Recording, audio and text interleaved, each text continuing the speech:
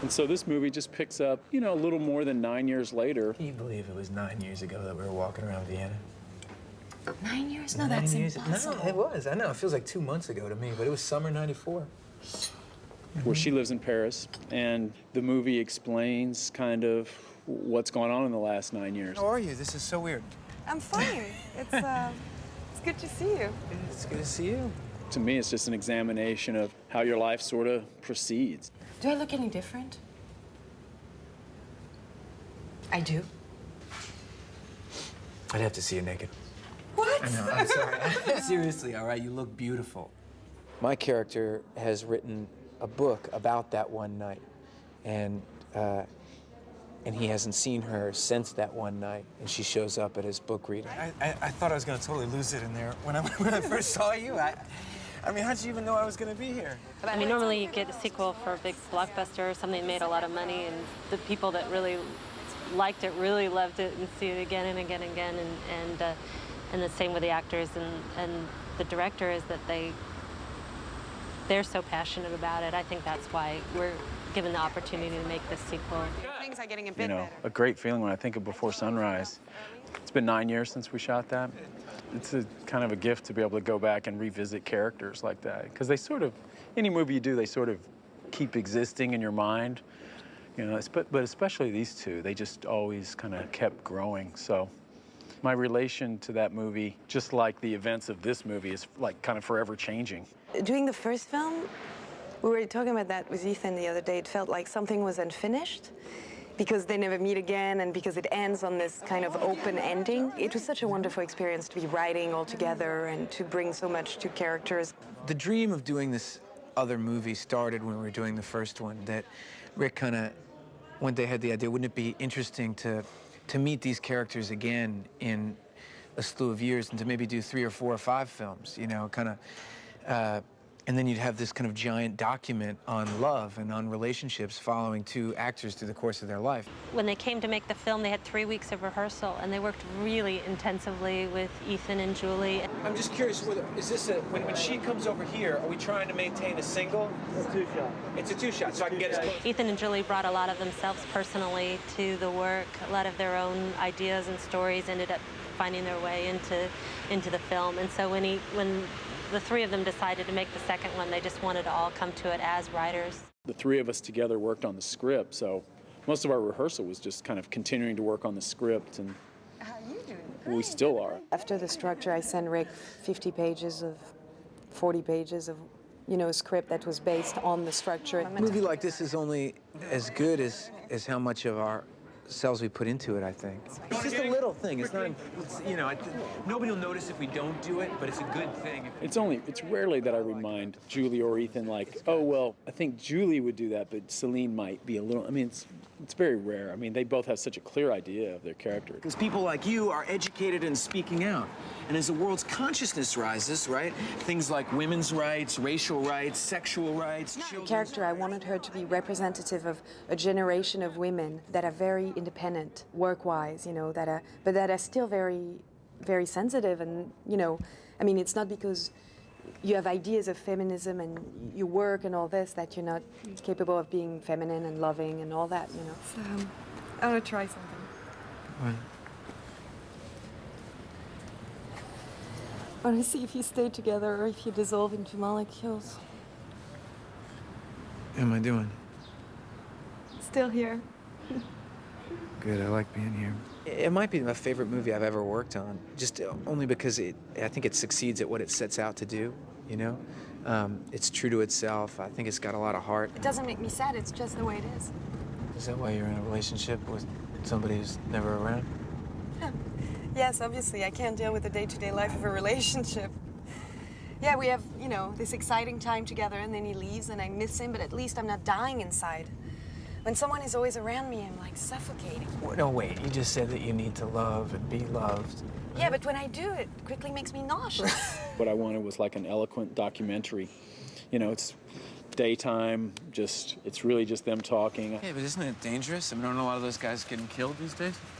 He promises me he doesn't take risks, but I often worry. You know, the aim is to do it as natural as possible, conversation, like we're just having a chat, you know.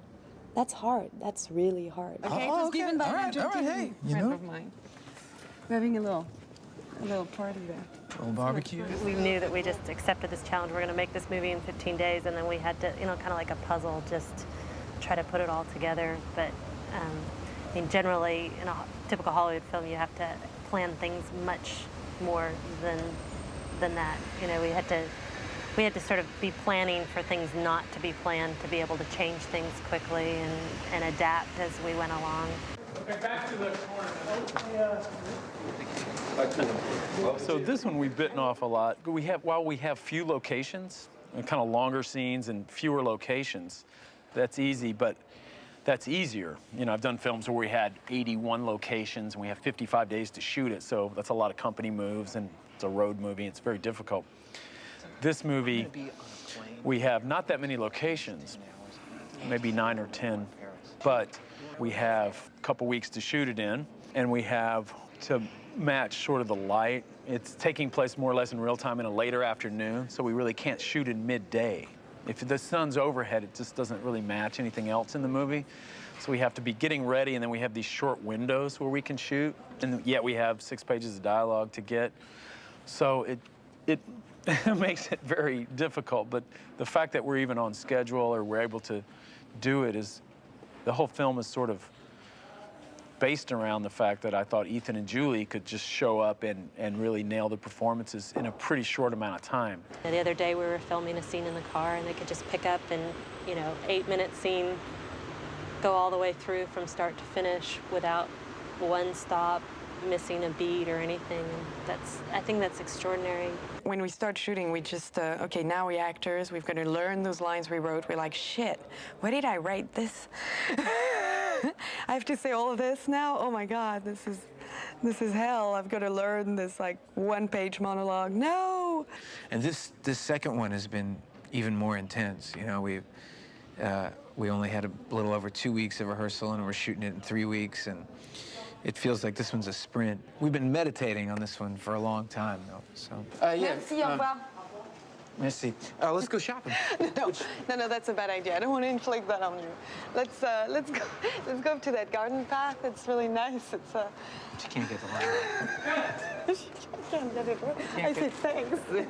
Thanks for what? It's probably one of the hardest acting job between Before Sunrise and this one that I've done in a way, because somehow to play someone very natural, that it feels like it's conversation, that, you know, we just met in a cafe and talked. That's what the film has to feel like. To play a character that's very real and that could be your friend or your neighbor or something like that is much harder in a way, because you have less gimmicky things. It's more based on reality, and it's very fragile. It's very subtle. You know? The three of us all have such different personalities. That's, you know, sometimes you know, the collaboration can just kind of take off. And Julie and Ethan have both directed films and written pretty extensively. I mean, I have collaborators here who are filmmakers. You know, so like I feel like the three of us are really making this film together. Rick brought me to all the, when they were doing sets, you know, looking for the sets, you know, he was like, do you think that would be your apartment? I was like, yeah. Or I was like, no, not at all. Or like the stairway, I was like, that's the perfect stairway. You know, that's where Céline would live. There's no beautiful shots of the Eiffel Tower. I mean, this is just, boom, what I want to kind of feel like the real world.